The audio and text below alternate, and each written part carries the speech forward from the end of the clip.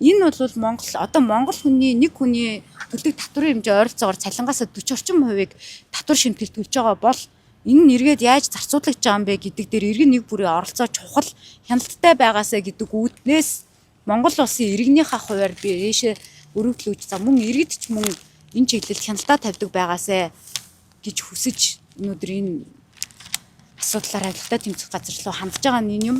Зүгээр шилэн дансанд байршуулах үүргийг бол хуулиараа хүлээдэг ч гэсэн араас нь нэхгүй бол албан тушаалтнууд яг нэг цэсэн дотроо өөр цэс рүү харуулахгүй байх байдлаар хийдэг ч юм уу те асуудлууд удаа дараалан харагдж байгаа учраас бид нар зөвхөн энэ жишээн дээр тулгуурлаад татвар төлөгчдийн мөнгийг яаж зарцуулсан эргээд ямар үр дүн гарч байгаа юм бэ гэдэг байдлаар нь хандж байна. Ер нь тайлхиндаг байх үүрэгтэй ч гэсэн тэр бүр тайлагнаад байсан жишээ тухайлбал өнгөрсөн 5 жилийн хугацаанд байсан уу гэдэг асуудал анхаарал татна. Тэрний өмнө бас яадаг байсан.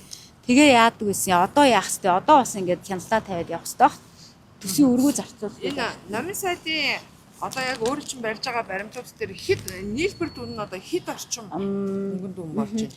Ингээд зөрүүтэй юмнууд бас аюу олон байгаа. Ер нь одоо ингээд нөгөө гадаадад сурчлах гэдэг дээр үндэсний хороогоор дамжуулаад одоо Boston Consulting Group, Edelman Singapore, Trip.com, BBC, CNN гэх ингээд гэрээнүүд байгуулахаар болж штэ.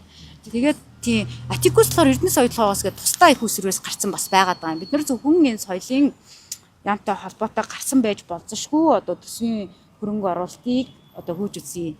Үндсэндээ соёлын салбар гэдэг өнгөрсөн хугацаанд олон нийтэд төлсөн хяналттай байгаагүй. Гэхдээ хөгжиж чадах юм бол амжилттай байж чаддгийн жишээ одоо тухайлбал Солонгост те соёл урлагаа хөгжүүлээд зөвхөн K-pop-оос 18 тэрбум долларын 15 тэрбум долларын одоо орлого улсын төсөвтөө бүрдүүлж бас чадж штэ. Тэгэхээр бид нар яагаад ингэж соёлын салбартаа хүч хаяад уран бүтээлчдэд дэмжиж тэгээд тэдэндээ оруулсан хөрөнгө оруулалтаа буцаагаад улсдаа татвар шимтгэл болгоод авч болохгүй гэж бодож бид нар жилийн өмнөөс энэ салбарыг судалж эхэлсэн. Ер нь бол тэгээд судалж явж байгаад 6 сарын өмнөөс тухайн үеийн салбарын сайдаас нь тодруулаад тодорхой тоонтой мэдээлэл авч явжтаагүй. Тэгэхээр энэ ингээд зөвхөн биднэрт олцсон мэдээлэлээр хамгийн багадаа 20 гаруй тэрбум төгрөгийн одоо үнийн дүү яригдсан гэрээнүүдийн үнийн дүн. Тэгээ нэмээд бас ингээд тушааллуудыг харахаар яг нөгөө валют учраас гэрээ тушааллуудаа ингээд жижигчлээд тэрбум гэдээ гаргасан байж бас болшгүй.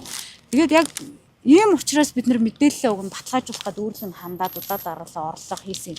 Тэгээ нэгэнт мэдээлэхгүй байгаа учраас тэгээд хуулийн хяналтын байгууллагатаа итгээд шалгаад өгөөч гэдэг өсөлтөө өгч. Өчигдөр бас рекорд сегмент Newsroom сегмент сайтад дахиж ярилцлага өгөхгүй гэсэн юм хандлага гаргасан байсан. Таны хувьд энэ дээр ямар байр суурь илэрхийлэх вэ?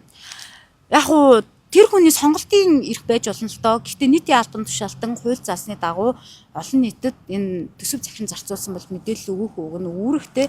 Тэгвэл ингээд ялгаад өөрт нь таалагдаагүй асуулт асуусны төлөө ингээд танаад өгөхгүй гэдэг бол бас харьцангуй ойлголт гэж бодож байна. Гэхдээ одоо бол миний энэ авилтаа тэмцэх рүү хандж байгаа асуудал нь юм субъектив байдлаар ерөөсөө хандмаар байгаа. Энэ ерөөсөө татвар төлөгчдийн тухайлбал иргэн 7 буудлын должингуайн төлсөнд татвар юунд үрэгдээд байна вэ гэдгийг л бид нэр хяналттай байя гэдэг ийм саналтайгаар ер нь хуулийн хяналтын байгууллагууд бас энийг шалгаад цохих үр дүн үзүүлээсэй гэж хүсэж хандж байна.